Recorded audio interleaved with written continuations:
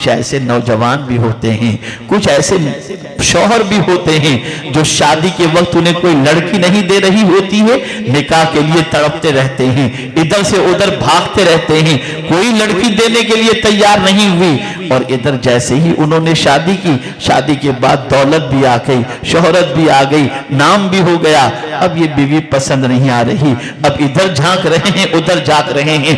याद रखो, ऐसे शोहरों के हवाले से वईद आई है जो अपनी हलाल बीवी के होते हुए कहीं दूसरी जगह आवारा गर्दी करते हो। अल्लाह अकबर। मेरे प्यारे आका सल्लल्लाहु ताला अलैहि वसल्लम के प्यारे दीवानों, रसूल गिरामी वकार सल्लल्लाहु अलैहि वसल्लम ने फरमाया, 3 लोग कभी भी जन्नत में दाखिल नहीं होंगे। 3 लोग कभी भी जन्नत में दाखिल नहीं होंगे। मर्दों में से वो जो दयूस हो, औरतों में वो जो रजुला हो, और तीसरा आदि शराबी हो। आकाए करीम सल्लल्लाहु अलैहि वसल्लम फरमाते हैं, सलासतुल ला यदखुलूनल जन्नत अबदा। ये 3 कभी भी जन्नत में दाखिल नहीं होंगे। दयूस कौन? साहबा ने अर्ज किया, या रसूल अल्लाह सल्लल्लाहु अलैहि वसल्लम, हमेशा शराब पीने वाला ये तो समझ में आता है, लेकिन ये रजुला कौन औरतों में से? ये दयूस किसे कहते हैं? गौर से सुनिएगा। मेरे आका सल्लल्लाहु अलैहि वसल्लम ने इरशाद फरमाया, दयूस उसे कहते हैं जो अपनी बीवी से कोई मिलता है, वो किसी से मिलती है, उसकी परवाह न करे, उसे इसकी कोई फिक्र ही न हो, ऐसा शख्स दयूस है। आज कभी हम देखते हैं, अभी एक शादी का मौका था और बहस चल पड़ी। मैंने ताकीद की कि लड़का और लड़की दोनों साथ में स्टेज पर नहीं बैठेंगे। मेरी बात कल की तारीख में अगर कोई इस किस्म का प्रोग्राम करने वाला है तो मैं गुजारिश करूंगा कि इस प्रोग्राम को ड्रॉप कीजिएगा। लड़के को अलग बिठाओ, लड़की को अलग बिठाओ। बहस चल रही थी, एक खानदान के अंदर मुझे बुलाया गया। मैंने कहा भाई, लड़के को, मैंने से बोले लड़का नहीं मानता। मैंने लड़के को समझाया, मैंने कहा बीवी तू देख या तेरी बीवी को सारी दुनिया देखे? क्या तेरे अंदर इतनी गैरत नहीं है कि तेरी बीवी को इस हाल के अंदर बंद संवर करके सारी कायनात देखेगी? क्या हर आने वाला बहन की नजर से, बेटी की नजर से देखेगा? तेरा ज़मीर इतना मुर्दा कैसे हो गया कि तू अपनी बीवी को दुनिया के सामने नुमाइश के तौर पर रखने का इरादा कर रहा है? खूबसूरत है तेरे लिए, जाजिबे नजर है तेरे लिए, सबके लिए तो नहीं है। अल्लाह ने उसके दिमाग में बात बिठा दी। वो रोया और उसने कहा, हज़रत मैं वादा करता हूं अब तो बिल्कुल पर्दा, यकीनन बीवी तो मेरे लिए है, मेरी बीवी को देखने वाले मेरे दोस्त, बहन या बेटी समझ के थोड़ी देखेंगे। अगर कोई शख्स इस चीज की परवाह नहीं करता तो याद रखे, ला यदखुलूनल जन्नत अबदा, वो जन्नत में कभी भी दाखिल नहीं होगा। जिसे इसकी कोई परवाह ना हो। आज दोस्तों के साथ बाइक पर भेज दिए, आज दोस्त लेने के लिए चला गया, आज दोस्तों के घर पर भेज दिए, आज दोस्तों से ताल्लुकात कायम करवा दिए, दोस्तों से हाथ मिलवा दिया। अल-इयाज़ु बिल्लाह, क्या हो रहा है ये सब? आपने शायद नहीं समझा कि निकाह कितनी बड़ी इबादत है। अगर मैं निकाह की अजमत आपके सामने बताऊं तो आपको समझ में आएगा कि निकाह कितनी बड़ी अजमत है और कितनी बड़ी इबादत है। रसूल आजम सल्लल्लाहु अलैहि वसल्लम फरमाते हैं, जिसने निकाह किया उसने अपना आधा दीन पूरा कर लिया, और बाकी अल्लाह से डर करके आधा दीन पूरा करे। निकाह करने पर वो आधे दीन का पाबंद हो गया। पता चला निकाह दुनियादारी नहीं है, दीनदारी है। दीनदारी है निकाह। और हाँ, यहां ये भी अर्ज कर दूं, हुजूर सदरुल शरिया अलैहि रहमा ने फरमाया, अगर कोई निकाह इसलिए करता है कि मैं अपनी ख्वाहिश पूरी करूंगा, बस ख्वाहिश के अलावा और कोई इसके ज़हन में है ही नहीं, तो फरमाते निकाह तो हो जाएगा लेकिन सुन्नत का सवाब नहीं मिलेगा। जब तक निकाह करते वक्त ये नियत न करे कि मैं अपने नबी की सुन्नत समझ करके निकाह कर रहा हूं। अगर हुजूर की सुन्नत समझ करके निकाह कर रहा है तो ख्वाहिश भी पूरी होगी और मुस्तफा की सुन्नत पर अमल का सवाब भी अल्लाह उसे अता फरमाएगा। मेरे प्यारे आका सल्लल्लाहु ताला अलैहि वसल्लम के प्यारे दीवानों, रजुला किस औरत को कहते हैं? जो मर्दाना वज़ाक़ता इख्तियार करे, मर्दाना लिबास पहने, मर्दों जैसी शबाहत इख्तियार करे। सरकार फरमाते वो जन्नत में कभी दाखिल नहीं होगी। ए रसूल आज़म सल्लल्लाहु अलैहि वसल्लम के दीवानों, और आदि शराबी ये कभी जन्नत में दाखिल नहीं होगा। ये तीनों जब तक के तौबा न कर लें, जब तक कि अपने गुनाहों से बाज न आ जाएं। आज हालात बड़ी तेजी से बदल रहे हैं। दोस्त की बीवी को दोस्त उठा के भाग गया, फलां की बीवी को फलां उठा करके भाग गया। अल-इयाज़ु बिल्लाह, ये क्या हो रहा है? कहां जा रहा है हमारा मुआशरा? किस दलदल में फंस रहा है हमारा मुआशरा? कभी हमने इसके बारे में गौर करने की कोशिश नहीं की। ए रसूल आज़म सल्लल्लाहु ताला अलैहि वसल्लम के दीवानों, याद रखें ये सोशल मीडिया, ये प्रिंट इलेक्ट्रॉनिक सोशल मीडिया जिसके अंदर बहुत सारी चीजें मौजूद हैं, व्हाट्सएप है और ट्विटर है और ये सारी चीजें फेसबुक वगैरह के जरिए जो ताल्लुकात कायम की जाते हैं, जो दोस्ती की जाती है, अल्लाह अल्लाह मैं तो हैरत में पड़ जाता हूं। बीवी अपना मोबाइल का पासवर्ड छुपा के रखती है, शौहर अपने मोबाइल का पासवर्ड छुपा के रखता है। आप दोनों में इतनी मिसअंडरस्टैंडिंग और बदएतमादी क्यों है? क्या आप कुछ गलत कर रहे हो या बीवी कुछ गलत कर रही है? तो मेरे प्यारे आका सल्लल्लाहु अलैहि वसल्लम के प्यारे दीवानों, अल्लाह ही बेहतर जानता है कि क्या मामला है। खुदा के लिए इन चीजों से बचो। याद रखो, आज हमारे घरों के अंदर फरमाबरदार बच्चे क्यों पैदा नहीं होते? आज हमारी औलाद हमारे अल्लाह अज़्ज़ व जल्ल के और उसके रसूल के फरमान की पाबंद क्यों नहीं हो रही? ऐ रसूल आज़म के दीवानों, उसकी वजह यही तो है, उसका सबब यही तो है कि हमारे कदम फिसले हुए हैं, बच्चों की भी उस तरफ कदम बढ़ते चले जाते हैं। खैर, तो अर्ज ये कर रहा था मेरे प्यारे आका सल्लल्लाहु ताला अलैहि वसल्लम के प्यारे दीवानों, अल्लाह अज़्ज़ व जल्ल की निशानियों में से ये निशानी है कि अल्लाह ने हमारी जिन्स ही में से हमारे लिए जोड़े बनाए और उस जोड़े को हमारे लिए सुकून का जरिया बनाया। अब देखिए, सुकून में थोड़ा सा समझाऊं इसको। आप किसी लड़की से अफेयर करते हो, उसको लेकर कहीं आप जाएंगे तो आपके दिल में सुकून नहीं होगा, डर होगा, कोई देख न ले। लेकिन अगर आप अपनी बीवी को लेकर कहीं जाएंगे रिश्तेदार के यहां तो आपके दिल में सुकून होगा। ऐ रसूल गिरामी वकार सल्लल्लाहु अलैहि वसल्लम के दीवानों, अल्लाह न करे कोई किसी औरत के साथ बदकिरदारी करे। तवज्जो चाहूंगा इस जुमले पर जो अर्ज करने जा रहा हूं। अगर किसी औरत के साथ बदकारी करे तो सुबह उसके चेहरे पर स्याही नुमायां हो जाती है। लेकिन अगर कोई अपनी औरत के साथ जो उसके निकाह के अंदर है, उसकी बीवी के साथ सोहबत करे, अल्लाह उसके चेहरे को सुबह मुनव्वर कर दिया करता है, उसके चेहरे पे चमक अता कर देता है। हैरत की बात है, आखिर वजह क्या है? तो वजह और सबब सबसे बड़ा ये है कि अल्लाह अज़्ज़ व जल्ल ने अपनी इताअत में नूर रखा है और जो इताअत से रूगर्दानी करे उसके अंदर परवरदिगार ने जुल्म और सियाही रखी हुई है।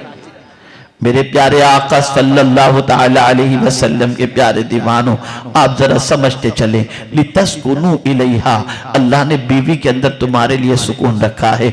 आज बड़ी अजीब सिचुएशन है, मर्द देखो तो साली से मुस्कुरा के बात करेगा, मर्द देखो तो बीवी की सहेली से मुस्कुरा कर बात करेगा, मर्द देखो तो बीवी की पहचान वाली से अच्छी तरीके से बात करेगा और बीवी को झिड़कता नजर आएगा, चल हट, चल इधर जा, चल उधर जा। नादान, तू ये समझता है कि तू उससे गलत तरीके से बात करके तू अपने आप को बहुत कुछ बनवाना चाहता है। सुन ले, रसूल आजम सल्लल्लाहु अलैहि वसल्लम ने फरमाया, तुम में बेहतर वो है जो अपने अहलो आयाल में बेहतर है और मैं तुम सब में बेहतर हूं कि अपनी अहल में बेहतर हूं। अल्लाह अकबर। पैगंबर आजम सल्लल्लाहु ताला अलैहि वसल्लम ने हमेशा अपनी ज़ौजा का ख्याल फरमाया, हमेशा अपनी अज़वाज का ख्याल फरमाया। यहां बहुत अहम नुक्ता अर्ज करने जा रहा हूं, गौर से सुने। देखिए, हुजूर सल्लल्लाहु अलैहि वसल्लम को दुनिया की किसी चीज से कोई दिलचस्पी नहीं थी, वो तो अपने मौला की याद में लगे रहते थे। लेकिन हदीस शरीफ में है कि परवरदिगार जल्ल जलालहू ने दुनिया की 3 चीजें हुजूर को महबूब कर दी। ये रब ने महबूब की हैं, हुब्बिबा फरमाया गया। 3 चीजों की मोहब्बत दुनिया की अल्लाह ने हुजूर के दिल में डाल दी। उनमें से एक औरत, दूसरी चीज खुशबू, और सरकार ने फरमाया अल्लाह ने नमाज को मेरी आंखों की ठंडक बनाई, जुइलत बनाया अल्लाह ने। ये हुब्बिबा मजहूल, जुइला मजहूल, बनाया अल्लाह ने नमाज को मेरी आंखों की ठंडक। अल्लामा जलालुद्दीन सुयूती अलैहि रहमा ने इस हदीस की तशरीह में बड़ी प्यारी बात फरमाई कि ये निसा को महबूब क्यों बनाया गया और ज्यादा शादी का हुक्म सरकार को क्यों दिया गया। तो एक वजह अल्लामा जलालुद्दीन सुयूती अलैहि रहमा ने यह बयान फरमाई है कि लोग दुश्मनाने रसूल माअज़ल्लाह हुजूर को मजनू कहते थे, तो सरकार ने इतनी शादियां की ताकि हर औरत सबको जाकर बताए मुस्तफा जैसा अक्लमंद तो हमने किसी को देखा ही नहीं, देखा ही नहीं है उनके जैसा, ताकि दुनिया को पता चल जाए कि बाहर वाले की सुनी जाए या घर वाले की सुनी जाए। ये मकसद था। अल्लामा जलालुद्दीन सुयूती अलैहि रहमा ने हदीस की ये तशरीह बयान फरमाई। दूसरी चीज कि चूंकि रसूल आजम सल्लल्लाहु अलैहि वसल्लम का बिहेवियर, अखलाक बाहर वालों से बहुत अच्छा था और सरकार के जमाने में सिचुएशन ऐसी थी कि बीवियों को काम वालियों जैसी समझा जाता था, तो इतनी शादियां अल्लाह अज़्ज़ व जल्ल ने करने का हुक्म दिया, इजाजत दी। वजह यह थी ताकि दुनिया को ये घर की खवातीन हुजूर के अखलाक के बारे में बताएं कि मुस्तफ़ा जाने रहमत सल्लल्लाहु अलैहि वसल्लम के अखलाक क्या हैं, उनकी रातें कैसी हैं, उनके दिन कैसे हैं, उनको ज़ौक़े बंदगी कितना है, उनको अपने रब से प्यार कितना है। ये सारी चीजें दुनिया के सामने आश्कार हो जाए। मैं जब इस हदीस को सुना, इस हदीस को मैंने जब पढ़ा और उसकी तशरीह, बस अभी आते आते मैं पढ़ते हुए तशरीह आ रहा था, एक अजीब सी कैफियत पैदा हुई। मैंने कहा आज के दौर के अंदर कोई बच्ची ऐसी नहीं जो हफ्ते में एक दिन माँ के यहाँ जा कर के शौहर की शिकायत न करती हो, सास की शिकायत न करती हो। हर बच्ची हफ्ते में एक दिन जाएगी तो पहले माँ के पास बैठकर जो है वो रजिस्टर खोलेगी, सास ने यूं किया, शौहर ने यूं किया, सास ने यूं किया, शौहर ने यूं किया। सबसे पहला काम बच्ची का यही होता है। या रसूल अल्लाह, आपकी अजमतों पर कुर्बान के पूछने वालों ने जब अज़वाज से पूछा और उम्मुल मोमिनीन हजरत आयशा सिद्दीक़ा से पूछा कि जरा बताओ हुजूर के अखलाक कैसे थे, तो कहती है क्या तूने कुरान नहीं पढ़ा? जो कुछ कुरान में है वही मुस्तफा के अखलाक हैं। ये मुस्तफा की शान। मैं आते आते मुहिब गिरामी सैयद अमीनुल क़ादरी साहब की बात मैंने सुनी, जो हुजूर मुफ्ती आज़मीन अलैहि रहमा की ज़ौजा के बारे में बता रहे थे कि वो उनसे बैत थी। याद रखें, माँ भी अपने बच्चे को पहचानने में थोड़ी सी कोताही कर सकती है, लेकिन बीवी के सामने शौहर का कोई भी मामला छुपा हुआ नहीं रहता, उसके सामने आश्कार रहता है। बहुत अच्छी तरीके से बीवी जानती है। और मैं यहां एक और माजी करीब के बुजुर्ग की बीवी का वाकया आपके सामने पेश करूं।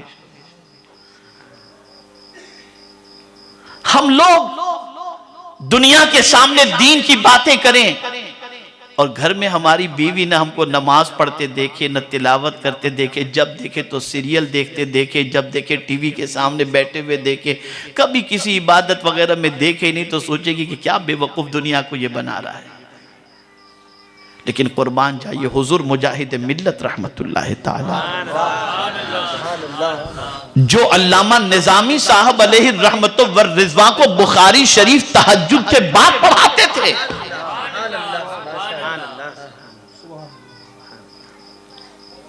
एक बार मैं अभी 1-1.5 साल पहले उड़ीसा गया था, तो वहां पर एक मदरसे में मुझे ले जाया गया और फिर उस मदरसे के बारे में उन्होंने तारीख बताई। बोले हजरत ये मदरसा कैसे कायम हुआ बताऊं?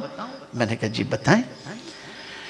उन्होंने कहा यह गैरों का इलाका था, हम परेशान थे कि यहाँ पर सुन्नियत का तहफ़्फ़ुज़ कैसे किया जाए। तो हमने सोचा कि रईस उड़ीसा हुजूर मुजाहिद मिल्लत है, चले उनसे कुछ चंदे की बात करें। गए हम हुजूर मुजाहिद मिल्लत के यहाँ, तो हजरत नहीं थे घर पर। हुजूर मुजाहिद मिल्लत अलैहि रहमा घर पर नहीं थे। दरवाजे पे दस्तक दिए तो खादिम आया, पूछा क्या बात है? तो हमने कहा कि हजरत से मिलने आए हैं। तो हजरत की ज़ौजा ने पूछवाया कि पूछो क्यों आए हैं? तो जाने वाले ने कहा कि मदरसा कायम करना है, हजरत से कुछ ताउन लेने के लिए आए थे। हुजूर मुजाहिद मिल्लत अलैहि रहमा की अहलिया कमरे में गई, इतना सा सोना उठा कर लाई और कहा ले जाओ जमीन खरीदो और मदरसा बनाओ। वो मदरसा आज भी उड़ीसा में कायम है।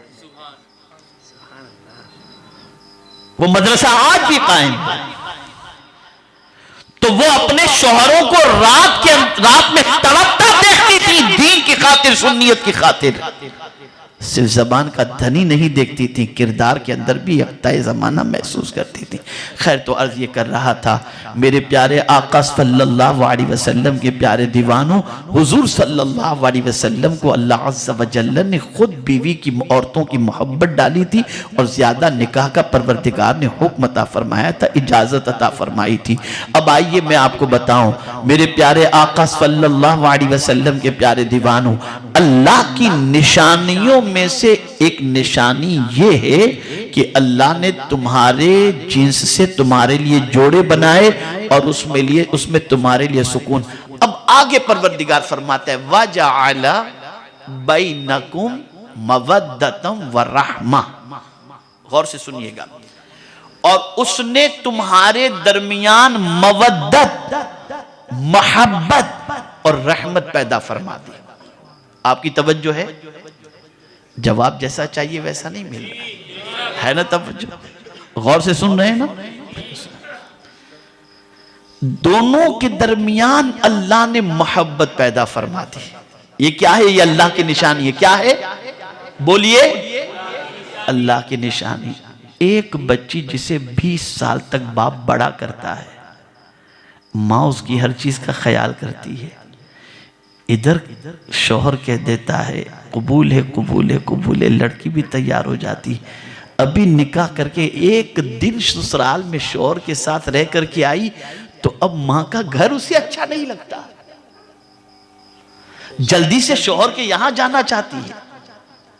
या अल्लाह, ये माजरा क्या है कि 20 साल की मोहब्बत एक रात के अंदर शौहर की तरफ मुंतकिल हो गई? तो जवाब मिलेगा नादान, ये किसी और ने नहीं पैदा की, ये कुदरत ने पैदा की है। ये अल्लाह की निशानियां हैं। और अल्लाह की निशानियों में से एक निशानी है। अब ये मोहब्बत का सिलसिला चलता रहता है।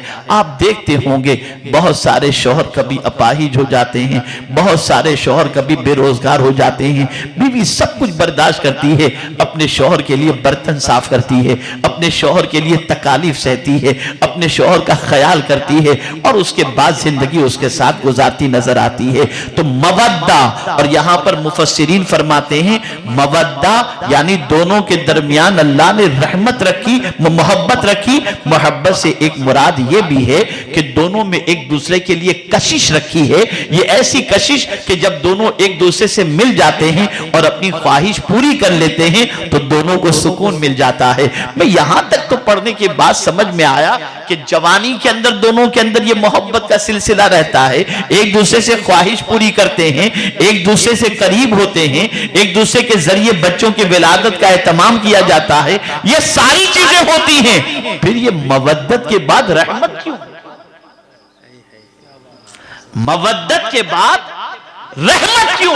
अल्लाह अल्लाह, कुर्बान जाइए मेरे रब की किताब पर। मोहब्बत के बाद रहमत क्यों? तो रहमत इसलिए कि जब ये दोनों बुढ़ापे की दहलीज पर पहुंच जाते हैं तो अब वो ख्वाहिश तो पूरी करने की ताकत तो नहीं रहती। दोनों बूढ़े हो गए, अब एक दूसरे की ख्वाहिश पैदा ही नहीं होती तो करेंगे कैसे? ताकत भी नहीं होती। तो अब ऐसा होता है कि एक दूसरे बैठ करके बात करते होते हैं, एक दूसरे का ख्याल करते रहते हैं। वो उसका ख्याल करता है, वो उसका ख्याल करता है। बेटा माँ को छोड़ दे, बाप को छोड़ दे, लेकिन ये दोनों नहीं चाहते कि बुढ़ापे में एक दूसरे से जुदा हों। दोनों एक दूसरे का ख्याल करते हैं और अक्सर देखा गया है कि बुढ़ापे में अगर दोनों में से एक चला जाए तो दूसरा ज्यादा दिनों तक रह नहीं पाता, अपनी बीवी या शौहर के गम के अंदर जल्दी इस दुनिया से चला जाता है। तो ये रहमत का लफ्ज दर हकीकत दोनों के लिए एक दूसरे में शफकत का जज्बा अल्लाह पैदा फरमा देता है। ये किसने पैदा फरमाया? ये मेरे करीम ने पैदा फरमाया। ये अल्लाह की निशानियों में से एक निशानी है। मेरे प्यारे आका सल्लल्लाहु ताला अलैहि वसल्लम के प्यारे दीवानों, इसलिए ये बात जहन के अंदर रखें। अब आइए तमहीद की तरफ मैं आपको ले चलता हूं। मेरे प्यारे आका सल्लल्लाहु अलैहि वसल्लम के प्यारे दीवानों, अपने रब के जलवों को तलाश करो, अपने रब को तलाश करो, हर चीज को देखो, रब की किब्रियाई बयान करो, रब के बारगाह के अंदर तस्बीह करो, रब कदीर जल्ल जलालहू की किब्रियाई का ऐलान करो। और मेरे प्यारे आका सल्लल्लाहु अलैहि वसल्लम के प्यारे दीवानों, निकाह को खबरदार ताय्युश का कोई जरिया तसव्वुर न करना, निकाह को नबी की सुन्नत समझ करके करो। और याद रखें, नमाज के लिए भी आप नियत करते हैं, रोजे के लिए भी नियत करते हैं, हज के लिए भी नियत करते हैं, ज़कात के लिए भी नियत करते हैं। कभी आपने निकाह के लिए भी कोई नियत की है कि मैं इसलिए निकाह कर रहा हूं सिवाय इसके कि मैं अपनी ख्वाहिश पूरी करूंगा? अल्लाह अल्लाह, नहीं नहीं, निकाह से पहले नियत करो, ए अल्लाह मैं निकाह इसलिए कर रहा हूं कि मेरी बीवी के मुंह में हलाल का लुकमा रखूंगा ताकि मैं सदके का सवाब हासिल कर सकूं। ए अल्लाह मैं निकाह इसलिए कर रहा हूं ताकि मेरी बीवी के जरिए मुझे नेक औलाद मिले जो मेरी नजात का जरिया बन जाए। मैं निकाह इसलिए कर रहा हूं कि अपनी निगाहों की हिफाजत करूंगा, बदकिरदारी से अपने आप को बचाऊंगा, इधर उधर निगाह नहीं दौड़ाऊंगा, इस नीयत से मैं निकाह कर रहा हूं। और बस आखिरी बात सुन लो और दिलो दिमाग में ये दूल्हे हजरात महफूज कर लें, और जो बाद में दूल्हे बनने वाले हैं वो भी अभी से ये दिमाग के अंदर बिठा लें, और जो बन चुके हैं वो भी इस नीयत को अपनी दुरुस्त कर लें। याद रखें, रसूल रहमत सल्लल्लाहु अलैहि वसल्लम ने इरशाद फरमाया, 3 किस्म के लोग ऐसे हैं जिनकी मदद का जिम्मा अल्लाह ने खुद से अपने ऊपर ले लिया है कि मैं इनकी जरूर मदद करूंगा, मैं इनकी जरूर मदद करूंगा। उनमें से मेरे आका फरमाते हैं, अन्नाकिहुल्लज़ी युरीदु बिहिल इफ़ाफ़, निकाह करने वाला इस नीयत से निकाह करे कि मैं अपने दामन को गुनाहों से पाक रखूंगा। सरकार फरमाते हैं, उस निकाह करने वाले की मदद अल्लाह ने खुद अपने जिम्मे करम पर लिया है, वो जरूर उसकी मदद फरमाएगा। तो इस नीयत से निकाह करें। और हर बुराई से इस अजीम सुन्नत पर अमल को बाज रखें, उससे दूर रहें, उससे बाज दूरी इख्तियार करें। इसलिए कि निकाह कोई इंजॉय की चीज नहीं है। हर नबी ने निकाह किया और अंबियाए किराम अलैहिमुस्सलातु व तस्लीम की सुन्नत में से निकाह है। इसलिए निकाह को हर बुरी तकरीब से महफूज रखो। और यहां बस एक आखिरी बात मुझे याद आ गई तो अर्ज कर दूं। मॉरिशस में मैं था तो वहां एक नया कपल मेरे पास आया, अभी शादी हुई थी, कुछ दिन हुए थे, और आकर के उन्होंने अर्ज किया कि हजरत हमारे लिए दुआ करें कि हम दोनों में कभी अनबन न हो, हम दोनों मोहब्बत के साथ अपनी जिंदगी गुजारें। मैंने कहा बेटा बात तो बड़ी अच्छी तुमने की है, लेकिन मैं भी तुम्हें एक नसीहत करता हूँ, बहुत इजी, कोई तुम्हें वजीफा नहीं बताता कि ये पढ़ोगे तो तुम दोनों में मोहब्बत रहेगी, ये पढ़ोगे तो मोहब्बत रहेगी। मैं तुम्हें सिर्फ एक सोच अता करता हूँ। तो बोले जी हजरत फरमाएं। मैंने कहा मैरिड लाइफ, शादीशुदा जिंदगी गुजारने के लिए तुम पिक्चर में और सीरियल में जैसे आर्टिस्ट अपनी बीवियों के साथ लाइफ गुजारते हैं ना, उस तरीके की गुजारने की कोशिश मत करना। अगर तुमको शादीशुदा जिंदगी गुजारनी है ना, तो तुम पढ़ो कि हुजूर ने हजरत खदीजतुल कुबरा और आयशा सिद्दीक़ा रदी अल्लाह तआला अन्हुमा के साथ कैसी जिंदगी गुजारी। तुम पढ़ो कि मौला अली ने खातून जन्नत के साथ कैसी जिंदगी गुजारी थी। जब तुम उनके तरीके के मुताबिक जिंदगी गुजारोगे, तुम दोनों के दरमियान कभी इख्तिलाफ होगा ही नहीं, मोहब्बत ही मोहब्बत रहेगी और सुकून ही सुकून तुम लोगों की जिंदगी में रहेगा। तो मेरे प्यारे आका सल्लल्लाहु अलैहि वसल्लम के प्यारे दीवानों, आज हमें वेस्टर्न कल्चर से बाहर निकलना है और रसूल आज़म की तालीमात पर अमल करना है। सारी बुराइयाँ, सारी बेहयाइयाँ, सारी बदकिरदारियाँ कि जो हमारे मुआशरे के अंदर मगरबी कल्चर से एंटर हुई हैं, उन्हें किक मार करके निकाल दो और मदीने के ताजदार की तरफ से मिलने वाले हर तरीके को सीने से लगा लो। तुम उनके तरीके को सीने से लगाओ, वो तुमको अपने सीने से लगा लेंगे इंशाअल्लाह अज़ीम। अल्लाह ताला आक़ाए करीम सल्लल्लाहु अलैहि वसल्लम के सदक़ व तुफ़ैल रिश्ते इज़्दिवाज से मुंसलिक होने वाले इन दोनों जोड़ों को सलामत रखे, दोनों में मोहब्बत अता फरमाए, दीन और सुन्नियत पर कायम रहने की तौफीक नसीब फरमाए और आक़ाए करीम सल्लल्लाहु अलैहि वसल्लम की तालीमात पर अमल की तौफीक नसीब फरमाए। सुन्नियत पर जिंदा रहें और सुन्नियत पर मरने की अल्लाह की बारगाह में दुआ करें। अल्लाह ताला दोनों खानदान में भी मोहब्बत पैदा फरमाए। वमा अलैना इल्लल बलागुल मुबीन। अस्सलामु अलैकुम व रहमतुल्लाहि व बरकातहू।